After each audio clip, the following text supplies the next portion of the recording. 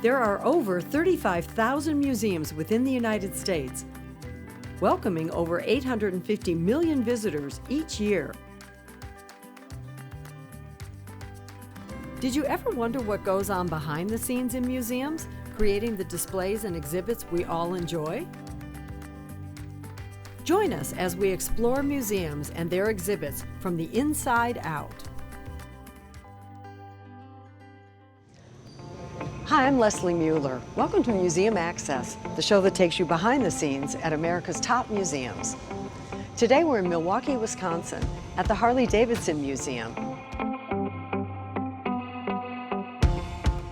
In 1901, 20-year-old William Harley and his good friend Arthur Davidson began working on their motor bicycle in a friend's machine shop in Milwaukee. It was finished in 1903, but didn't have the power to climb the hills around Milwaukee, so they went back to work. The prototype of the first real Harley Davidson motorcycle was assembled in the Davidson's family's backyard shed and was functional by 1904 when it competed at the State Fair Park. By 1906, they had built their first factory. This iconic brand now enjoys international fame and a diverse and loyal following of freedom-loving individuals. Today, we'll learn more about this all-American company, and we'll take a behind-the-scenes look at rare vehicles, artifacts from the museum's private collection, and we'll take a peek into the nearby factory where all the magic happens. So are you ready for a ride into the world of Harley Davidson? Let's go.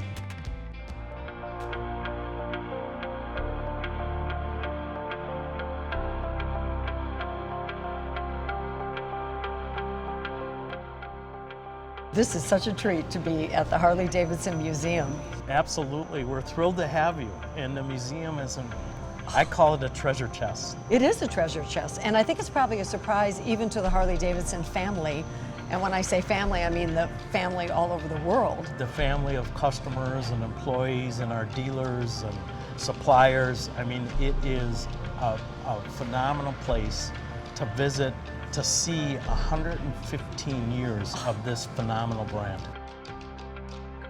As we went from the shed to an expanded shed, eventually we built the factory where our headquarters is now in 1906. Oh, okay. So between 1903 and 1906, we had the expanded shed, basically. Mm-hmm. And there's a photo here in the museum in the serial number 1 room, where serial number 1 is located, of all the employees standing outside the shed next to an engine that they had just built, and it's probably about a dozen employees.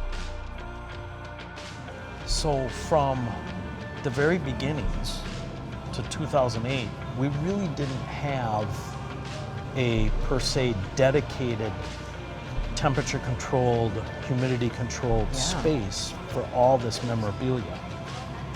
And what I find staggering is a lot of it was passion of our employees, thinking, I should maybe save this, because it might be something that the company wants down the road.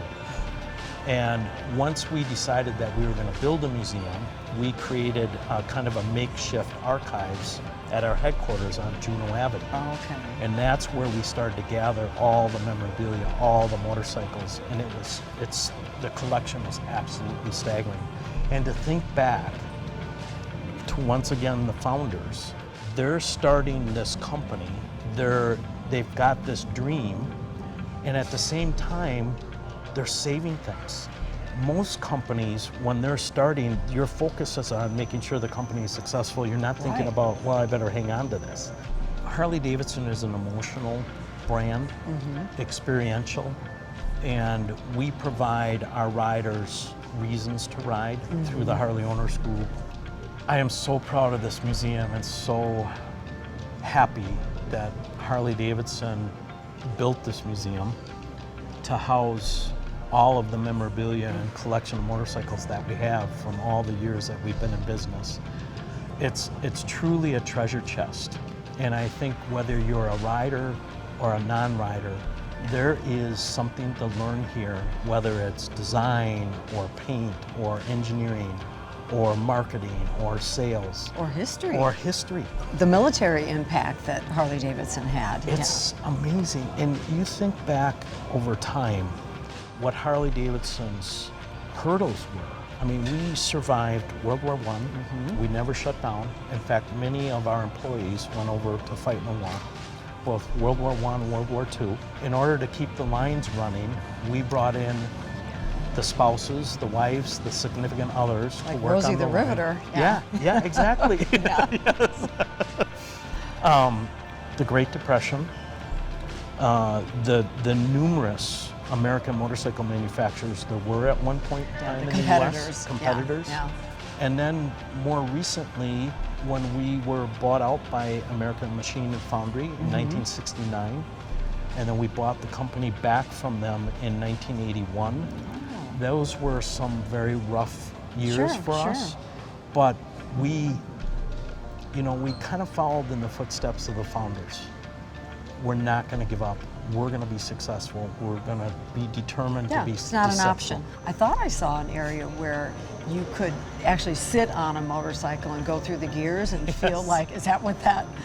So the museum is an awesome place to experience not only the history, but you can actually get on a bike, fire it up, turn the throttle, hear the motor rev, pull the clutch in, put it in gear, and like you're riding. But it's stationary because it's on a dyno. We call these... That's my kind of ride. That's your kind of ride. No, you gotta go on a real ride.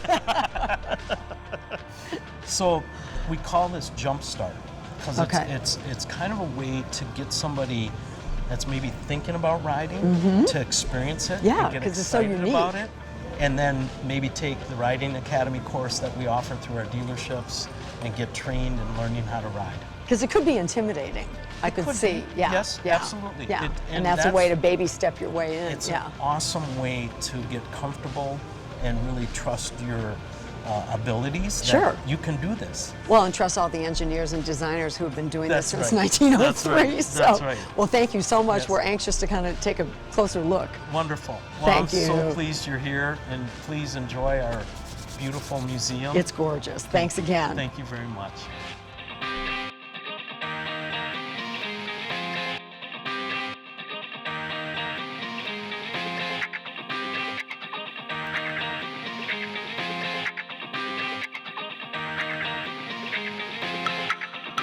This is so great to be behind the scenes here, Bill. Right now, we're in the motorcycle storage area of the Harley Davidson Corporate Archives.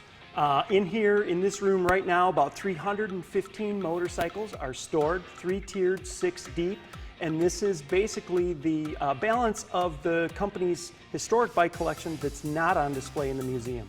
Interesting thing, very early on, the 4 founders of Harley Davidson made a decision to start saving brand new motorcycles off the assembly line, putting them into the collection, and for about the first 70 years, they saved at least 1 motorcycle every year. That is so smart. I mean, especially because this is not a small product. No, and it's pretty amazing because you think about the times they went through, depressions, wars, buyouts of the company, and to keep that process going through good times, bad times, when you're just trying to make payroll is pretty special. Now, so I know we're going to get a little deeper dive into this area. Can you show me where we're going to do that? Absolutely. Come on, follow me. Thank you.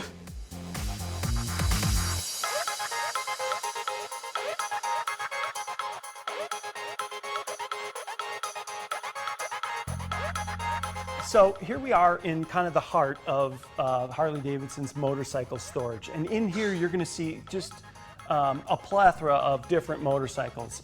Over the years, we've saved not only motorcycles that were for pleasure and for the general use, but we saved commercial, we saved military, police motorcycles, racing. If we made it and we sold it, we have an example here. Unbelievable. And they're stacked 3 high, I see. They're stacked 3 high, and they're actually stored, believe it or not, by their height. And that way we can maximize the amount of space that's in here. Okay. Our tallest bikes are on the lowest, and our shortest bikes, as we get up into the lights, with interference there and sprinklers, are our shorter overall height bikes. And were the shorter bikes generally older bikes? It's do all over the map, actually. You know, even today we make bikes with very low seat height for riders with short legs, and so it's ergonomically, you know, correct for all different sizes and age groups of people. Now, let's go back a little. Let's go back in time. A lot of the factories in the United States were being changed as far as what they were making torpedoes, or they were making whatever. What happened to Harley Davidson factory in the war years? So in war years, Harley Davidson has always adapted really well into not only producing motorcycles for our military to use, but also during World War II, like a lot of other companies did, whether it be Norelco or they would tool up and build componentry for other companies. We did power takeoff units for Dodge trucks that were used in World War II.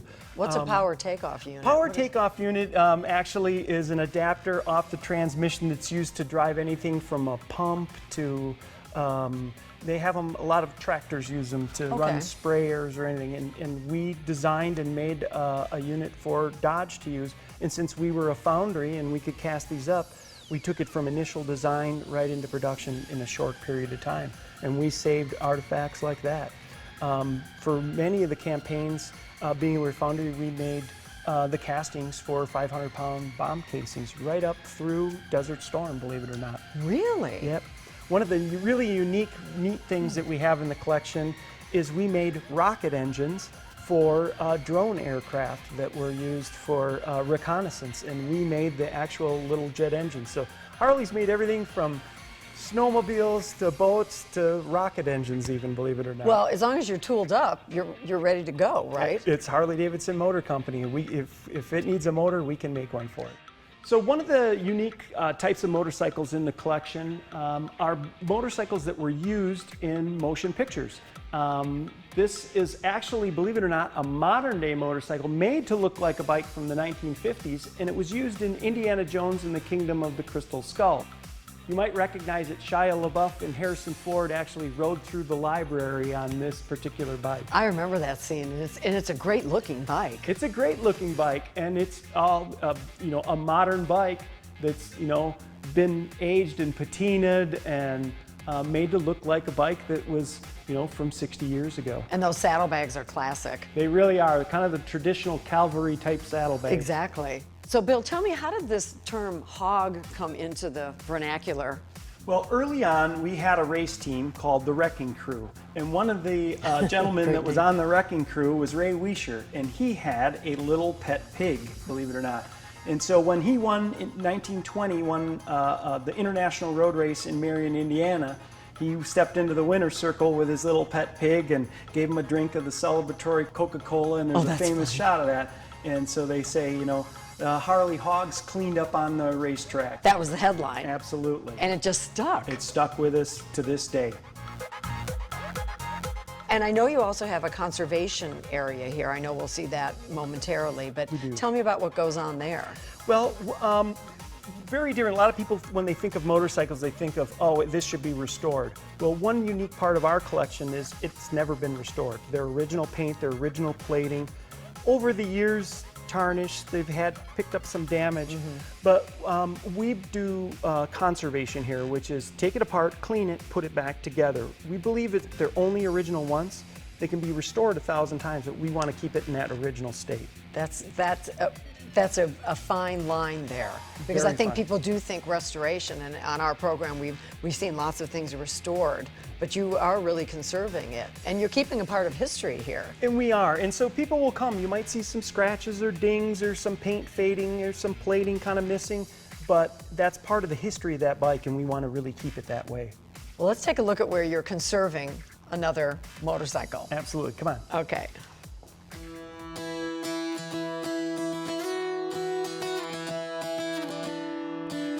So this is a 1948 Harley Davidson EL Panhead, and this is about to go on display down in the museum. Now, unlike most of our bikes that we've saved since brand new off the assembly line, this was a bike that was actually donated back to us. The original owner bought it brand new in 1948 and donated it back to us in 1998 at our 95th anniversary. Oh, wow. And I see leather, metal, there's a lot of components on this that probably need a little attention. Yeah, motorcycles are very different than a lot of objects that undergo conservation. You know, paper, you're dealing with just paper, or textile, you're dealing with, you know, whatever type of textile it is. Here, we have a little bit of everything. Boy. Leather, rubber, iron, steel, aluminum, chromium, nickel plating, cloth wiring, so many different elements that go into it. So it's a big process. Each individual one you have to kind of look at it on its own merit. And obviously, depending on what shape it comes in, I mean, but it can take months, I would think. It can take months. It actually, yeah. believe it or not, to do a conservation takes longer than do a restoration. In a restoration, Really? you strip Oh, it down and repaint it and put it back together. Here, Yeah. you're kind of painstakingly taking a look at each thing and making sure that you can stabilize it and that it will last for generations to Yeah, it's come. almost like you have to be a chemist. A little bit. Yeah. Well, I'm looking at this saddlebag here, which is very cool, and I see a very faint logo on it. But how do you address leather? Can you put wax on it or oil or what? Actually, it's a real common question I get a lot. And leather is, believe it or not, you know, it's skin that we're dealing with. So what you have to kind of deal with there is its own entity. What type of leather it is, how it was tanned initially, and you know, how it was treated. Leather attracts a lot of moisture and salt and things, so you'll see it'll get bloom, and there's metal emblems on it, so those will even get their own type of corrosion. So you have to take a look at each saddlebag or kidney belt or seat or whatever we do on its own individual merit and kind of see what you can do. Hopefully you can rehumidify it, form it to where you have to be, clean it and stabilize it so it doesn't deteriorate. You know, that leads me to another question. Do you have to stabilize even the environments that these are being displayed in? Absolutely. Our museum, we're very conscious of that. Light levels. We take a look at humidity, temperature, and one of the big ones that most people don't think about, but pests. When you've got this amazing collection of sweaters and clothing that we have, you know, you get one moth in and it can ruin your whole day. Well, and I saw a display of tanks. Do the tank sizes change? Like, this doesn't look huge, but how far could you go on? This is actually a set Is of that a 3.5 5-gallon tank or what close, is that? 3.5 gallon 3.5 tanks. gallon. Today we're up to 6-gallon tanks. The interesting thing to note about that is the profile of the tank from the side never really changes. Where we make the change is actually from the rider's position, widen it out there. But for the average person, when they look at that gas tank on there, it looks the same as it did in 1948 as it does today, that kind of teardrop shape. So here's a kind of a fun example. This is our fun Christmas tree that our folks in styling put together. And it's made up of current day product tanks, but if you see all the hand pinstriping on it, it kind of speaks to the artistry that goes involved with styling and designing, you know, new product. I mean, it's a beautiful design. It really is. I mean, and they all have been. And you're still keeping one as they come off the line, We even still to do. this day. To this day. You're going to need a bigger warehouse. We do. We've got a little room for growth, but you know, thank goodness we only usually save one a year. Yeah, well, that's great. Well, thank you so much. This has been a real treat. It's been my pleasure having you here. And good luck. Manufacturing and assembly have come a long way since the early days of Harley Davidson. Now let's take a closer look at how employees continue to build the next generation of riders.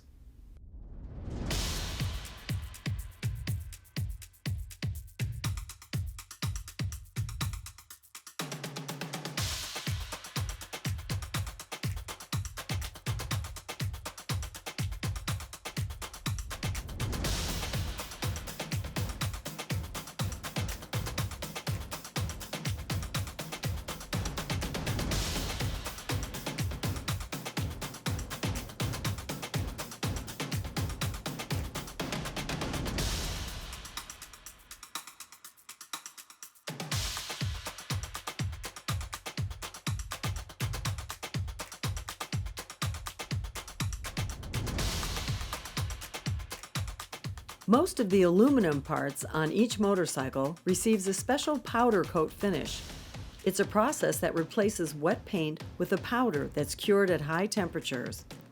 The parts travel through the powder coat facility suspended on precision hooks as they are painted and cured.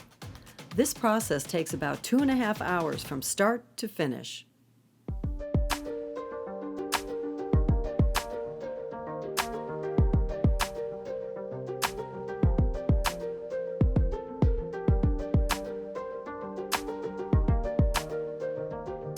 So Jim, tell me, where are we? We're in the collection storage area here at the Harley Davidson Museum. So our compact storage area, so we can open up into a variety of areas like this, full of things from clothing and textiles, plans, prototype parts, or, you know, everything down to the sorts of pins. What is the history with these pins?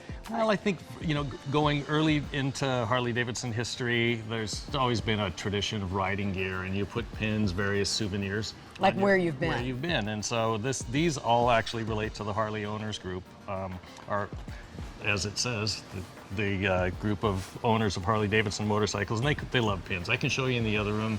Oh, some great, vests okay. festooned with dozens of these Oh, things. that's great, okay. Yeah, so we have such a variety of materials here that we have to have lots of different storage conditions for them. Some are particularly fragile and have to be in climate-controlled environments. I could show you some of that. Oh, I'd love to see that. Let's check that out. Great. So it's cold in here. Yeah. This is our archival freezer where we keep the nitrate negatives and my glass gosh. plate negatives. So we've got photographs going back to 1911. Oh my God, this is Nitrates incredible. can spontaneously combust if they're kept at something other than the correct temperature. So we make There's sure a that lot of doesn't care happen. Yeah. taken in these. This Yeah. is great. And this is, you know, this is sort of our most extreme climatic environment. Sure, sure. But we take this type of care with everything, you know, in our collection. Collection, yeah.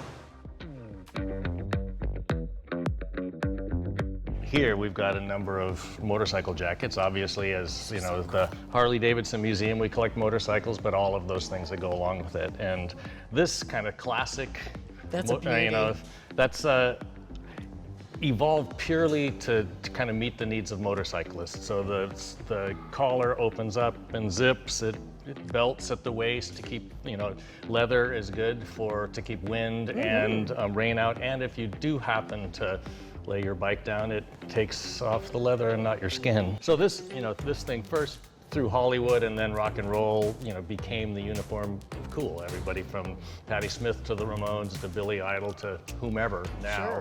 And it has such kind of distinctive design elements that it's been easy to adapt it in, you know, sweaters and t-shirts. Well, yeah, you and- see it in different fabrics. So that was in 1950. This is, yeah, early 50s, late 40s. And then what are we looking at here? This, I think this this one has is- been bejeweled a little bit. Yeah, this one is, I think, 91. And one of the things we saw in the other room, the pins and stuff. So these things tend to get encrusted with jewels, and so this was Gianni Versace's take on kind of Oh my a God. motorcycle jacket and all of its festooned jewels. This one is, I think, 91.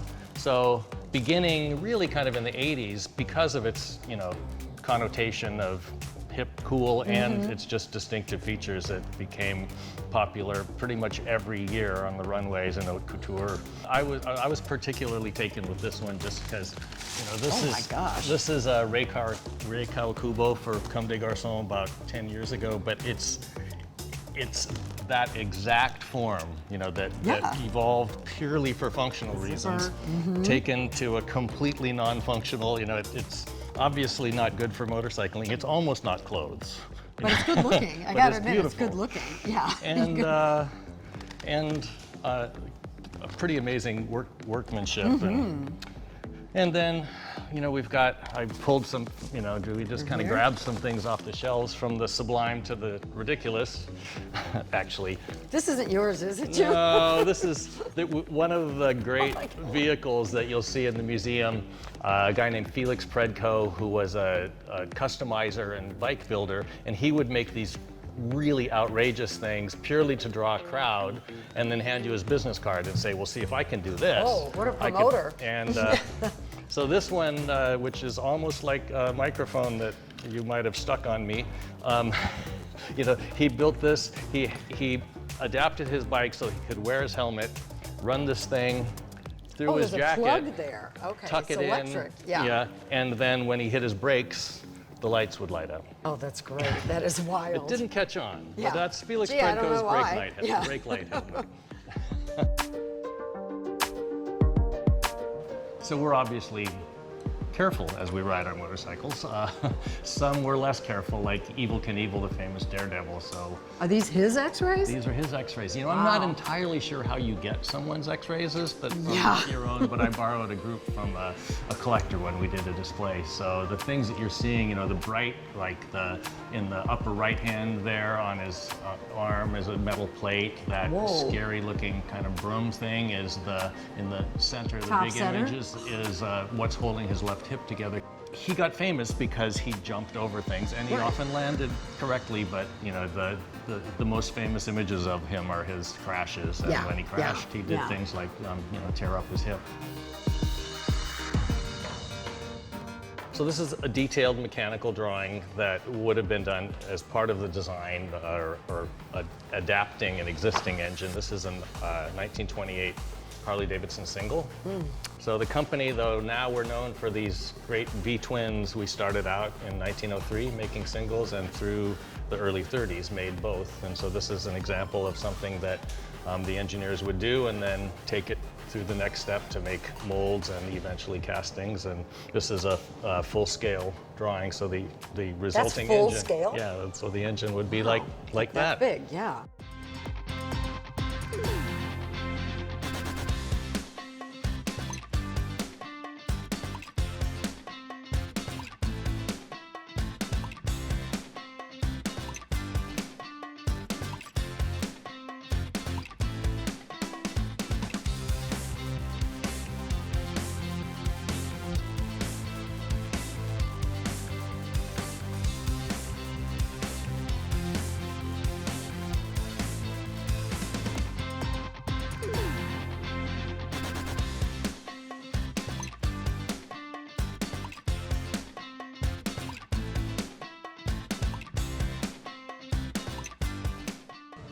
As Harley Davidson continues to inspire the next generation of motorcycle riders, it's easy to see why so many people, regardless of age, ethnicity, or gender, are attracted to the freedom of the open road on a Harley Davidson.